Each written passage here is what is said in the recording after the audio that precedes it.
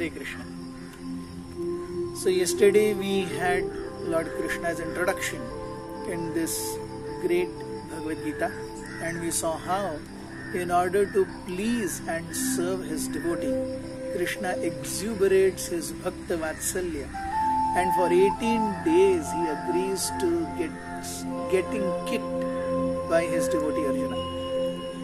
When all the major players in the Kaurava army blew their conch shells, even the Pandava army blew their conch shells.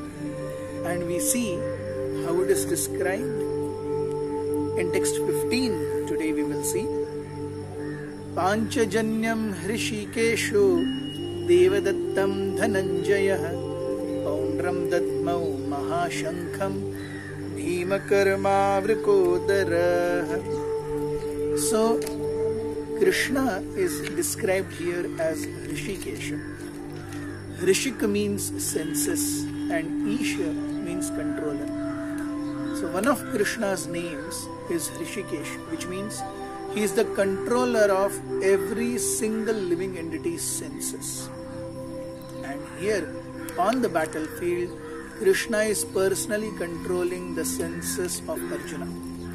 And thus also Arjuna's side or the Pandava side victory is reassured. Srila Prabhupada also very beautifully explains that actually the Lord does not have any name. It is depending on his qualities and the pastimes that he performs that he gets various names. For example, because he appears as the son of Yashoda, he is called Yashodanandan. Because he lifted Govardhan, he is called Govardhandhari. Because he killed a demon by the name of Madhu, he is called Madhusudan. And similarly, because he is the controller of everyone's senses, he is also called Hrishikesha. In the present context, Krishna is being addressed as Hrishikesh because he is directly controlling the senses of Arjuna.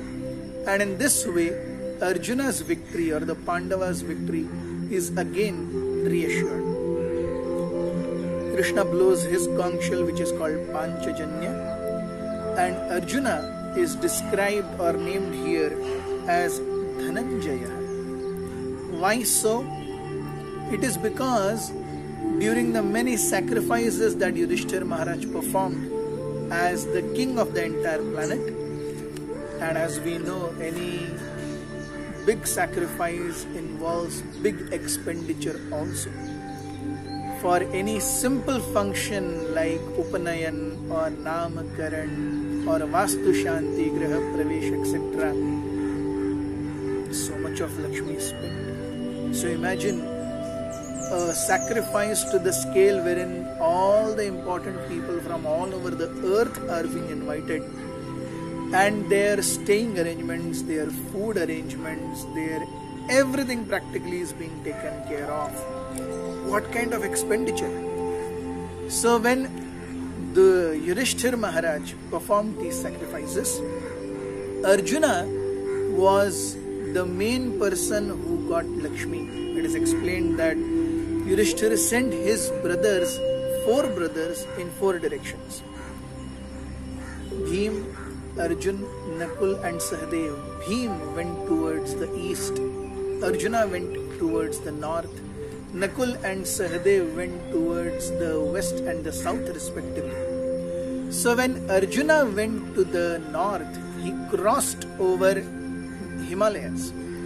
And after crossing Himalayas, he came to a particular region wherein he saw a big mountain of gold.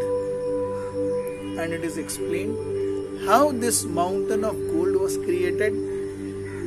In the previous times, the Brahmanas used to receive charity abundantly. It used to be even gold. And the way Brahmanas function is they are completely dependent on the Lord. So whatever is required for their subsistence, they will keep. Subsistence means from morning to evening. That's it. They do not stock anything for their survival. For morning when they go, whatever they get, if it is sufficient, very good. If it is not sufficient, upavas. If it is more than sufficient, the Brahmanas used to give charity. And even after one's own subsistence and offering of charity, whatever would remain, they would throw away. And like this, throwing away, there had become a mountain of gold that was thrown away by Brahmanas. Now imagine, in today's world, we eat in thermocol and plastic, and we call ourselves advanced. In the previous times, we have the most poorest of the poor people who are eating either in brass plates or copper plates. And the wealthy ones would eat in silver or gold. So Brahmanas are being offered gold, even plates to eat in gold, and they have thrown these things. So imagine what kind of wealth was there previously. So Arjuna got all this amassed and got it back to Hastinapur so that Yudhishthir Maharaj could perform sacrifices. And that's why he is addressed as Dhananjay. Bhima is addressed as Vrukodara. Vrukodara means someone who has burning heat of hunger in his stomach. That's one way of describing Vrukodara. The second way is that he performs Herculean tasks. We know in the beginning only, Bhima had got the benediction of possessing strength of 10,000 elephants. How much does one elephant eat? An elephant approximately eats 120 kgs of foliage a day, every single day. So imagine what would be Bhima's proportions of food intake so that he has to subsist 10,000 elephants of strength. So he is not an ordinary man. In fact, in the 12 years of Vanavas, whenever they would go to beg, there were two portions made. Whatever was got in charity or in begging, half of it was given to Bhima alone, and the other half would be divided between the 4 Pandavas and Kunti and Draupadi. So this was the way differentiation was made. So Bhima is a voracious eater. Also, Bhima killed many important people like Hidimba, Kichak, Bakasur, and all in strength were unmatched anywhere. So Bhima, that's why he is called as Vrukodara. You see, the way names are indicated in Shastras are also not because something has to be rhymed or something needs to be gotten, oh just put some name. No. Every single name, why it is there, it has a deep reason behind it. And that's how Shastras are so very scientific and so very perfect.